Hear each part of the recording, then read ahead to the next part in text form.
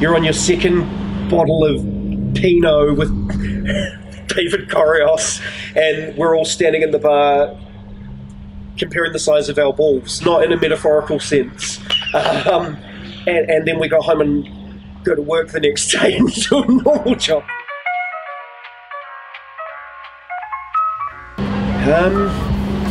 That's a really good question, actually.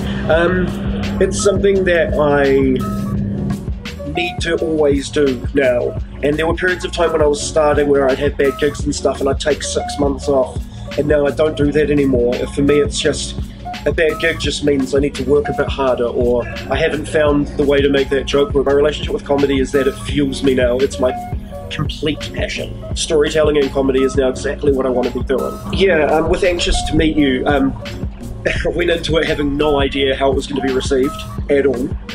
Me and my director were both worried, maybe is it funny enough? Is it too much about the mental health side of things? And we were both reluctant to change it though, because it was what it was and it was what it needed to be. And then the response was just amazing.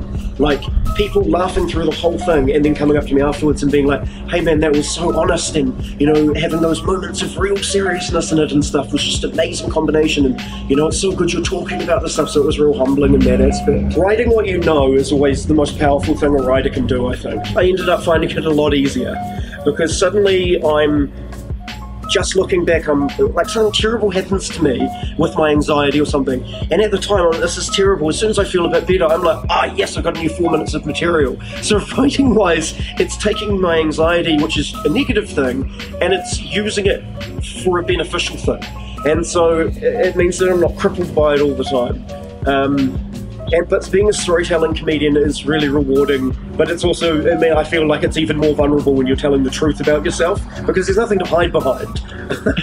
Comedy is tragedy plus time. So there's a whole cathartic thing I get from writing down. It's like I'm talking to people even when I'm writing, and then to actually stand up in a room full of 50 people and talk about it so honestly and openly that I'm letting them laugh with me about these things that I struggle with. Suddenly it's like, it's not putting a band-aid on it anymore, it's acknowledging it and fixing it together.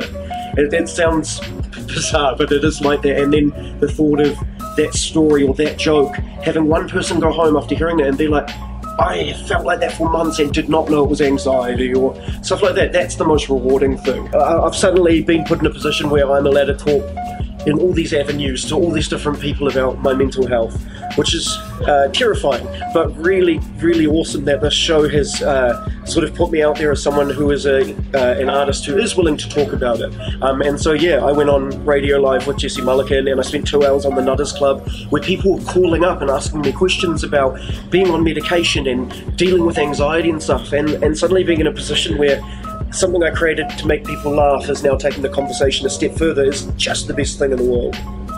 I think often we can take for granted as comedians how much, responsibility we have if we allow ourselves to have it.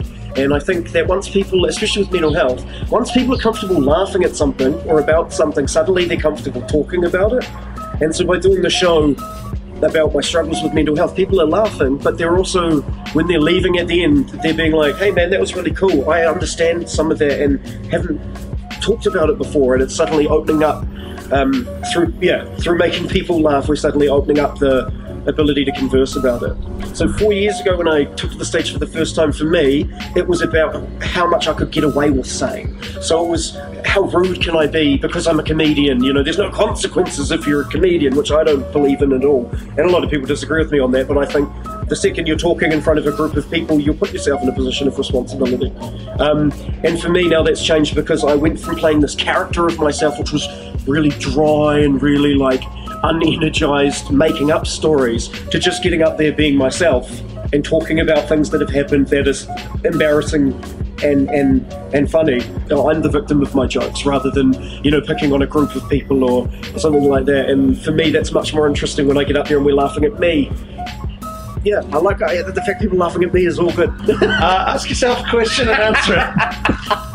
Why do I do these interviews with Sean Moody?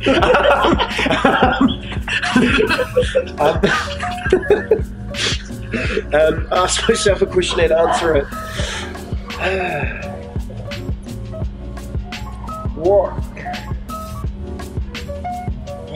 this always stumps me. As a comedian, what do I want to do that's different to what other comedians are doing?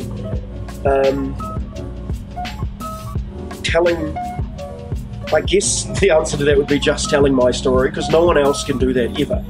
I mean, I'm the only one. The point of difference for me, and I think this is individual to every comic obviously, is that I'm the only person that's me. And because I'm not making stories up, the thing that makes me different is I'm telling my truth, and no one else can do that. And so that's what I want to be doing as a comedian. I want people to leave my show and feel like they've actually gained something other than just laughing. I think because I've been acting since I was about 6, so I've always been comfortable being on stage. And the thing I actually found the hardest when I started comedy was not coming across like an actor who had learnt lines.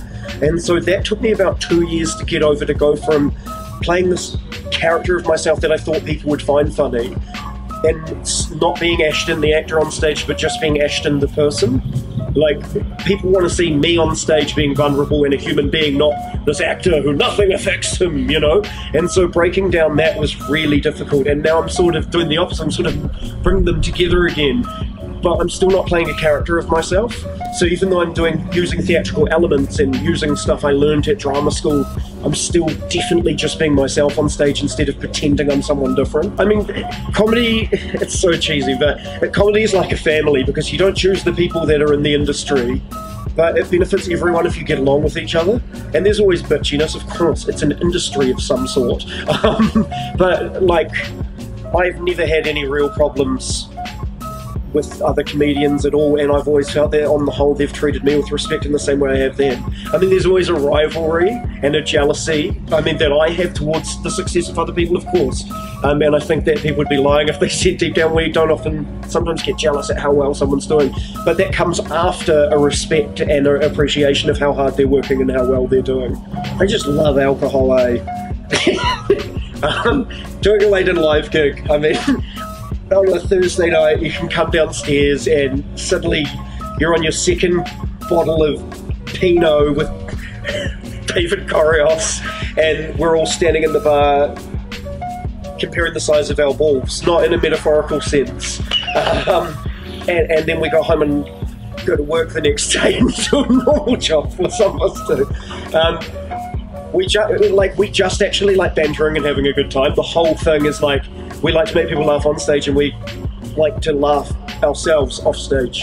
Amazingly surprised at the response. I mean, going in, we sold out the Tuesday before it opened on the Friday. And it was just a small venue just doing 2 nights, but we were fully smashed a week out. And so we added a show, which is something I did not expect to happen at all during my first hour of comedy show. And especially given that we are talking about mental health and the slightly darker side of life. The Comedy Festival added an encore show, I guess, which is going to be at Loft at Q Theatre at 10 PM on Friday the 19th of May. And it's the final show, and I'd really like to fill it up.